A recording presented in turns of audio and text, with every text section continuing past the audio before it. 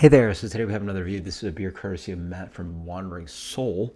Again, they're contracting out of Castle Island, but they're out of Beverly. And this is their Everything Happens New England Pale Ale.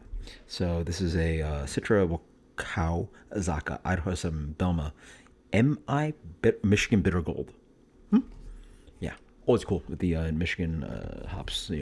They're actually producing great hops outside of Pacific Northwest, right? How much words? This beer is dedicated to that concept. It is a sister beer to Melody Maker, same grain, different hops, newer hops, blah blah. 4.9%. Ooh, tiny beer. I'm excited, man. You sent me Hellas, a 4.9% hazy, and a hop seltzer, whatever. That might be the lowest average ABV of any package I've ever, well, of a beer package, because I've obviously received a couple like NA packages. Yeah, there you go, Matt. You won a award, lowest ABV average out of beer, right? So the beer comes in a wonderful kind of light straw color, medium plus haze, not completely opaque, a little bit of head on that, and then canned. Not that insane. 2 months. I'd say 7 weeks.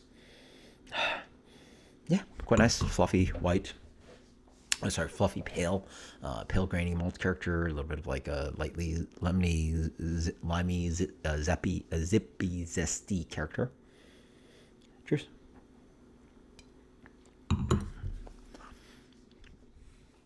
Pack a lot of flavor for a beer. Again, like I think we're on theme tonight. This is under 5%. Are you insane?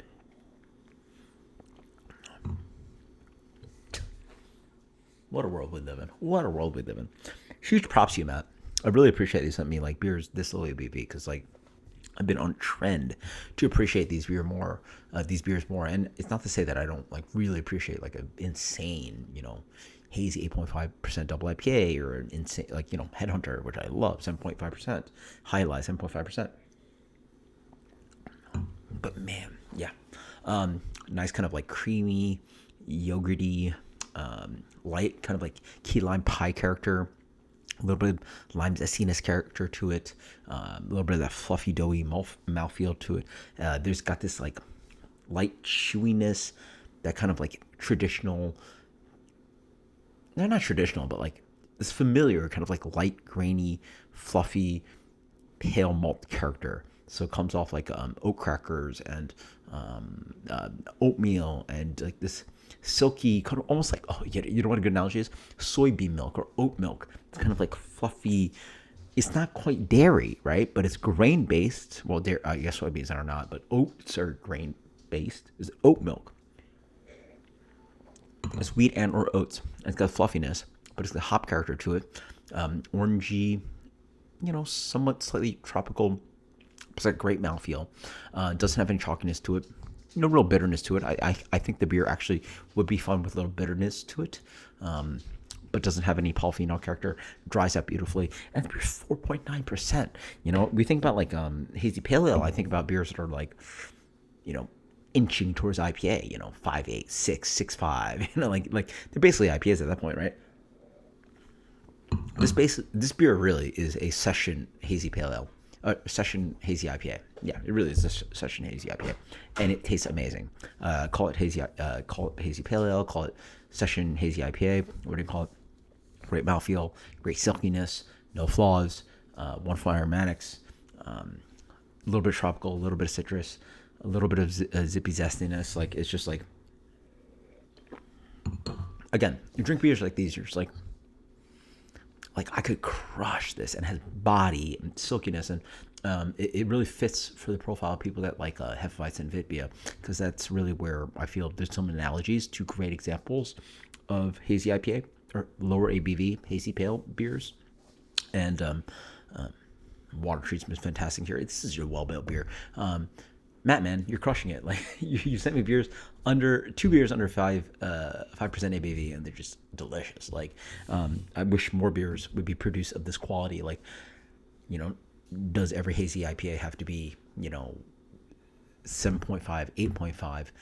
Geez, people be sending me like 10.5% triple hazy IPAs. I'm like, come on, like, and this beer's like almost 2 months old, and it tastes great. I mean, it's not going to be the most explosive hoppy beer that I've ever had, but like, I think construction is very good, and again, high utility.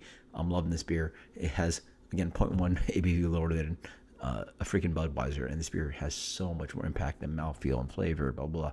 And that's sort of my like rant these days. Like, beers taste great at low ABV when you execute them that well. What's the point, right?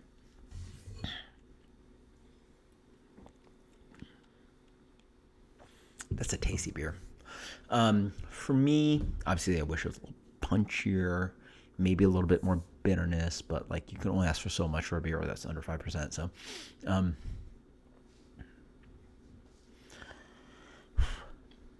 the Helles, if the Helles was that good, I probably would drink the Helles more than this. But so for you guys that are haze heads, this is definitely an A plus. Like if you can drink haze at this ABV, you're crushing it. Like like outside of like Treehouse Eureka, I can't think of many beers that taste this good. So that's actually a great analogy. I don't know if they call it like a blonde ale, whatever they want to call it, but like that beer is one of my favorites. That beer might actually be over 5%. Anyway, I don't know if you still produce it, but that beer was one of my favorite hazy beers ever, under 6 or 5, whatever it's called. Love that beer. Love that beer. Eureka this, Eureka that. Treehouse crushed it on that beer. Not too many examples out there. Hazy, man. This beer's insanely good. The great thing about this beer, by the way, is that I don't even have it that cold.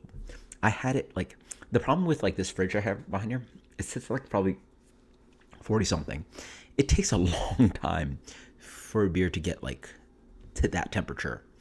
This beer might be a few degrees cold, and I had it in for hours and hours, maybe 4 or 5. But like I feel like it takes longer. Like I feel like I can get a beer something out of there colder than what I had it. Sorry, I can get something out of there colder than what this is at, and this sat there for hours and hours. Like I'm gonna say like 5 hours, something like that, maybe 4 or 5. Who knows? So this beer for sure should be served colder and going better, but I'm still crushing it and I love it. So it's a great example. Oh, this beer is so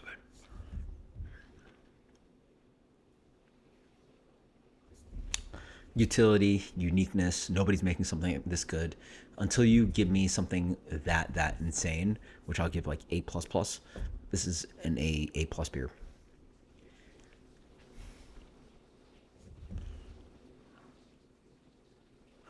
9 plus. I am getting the same rating just because it's just so unique. I prefer obviously the Helles. I drink more of that, but this beer's insane. Matt, you crush it. What the hell? Why are people doing this? Until next time, guys. Cheers. 9 plus. This is just great beer. I don't know what to tell you. Cheers. Thank you, Matt. Water Soul's crushing it. Later.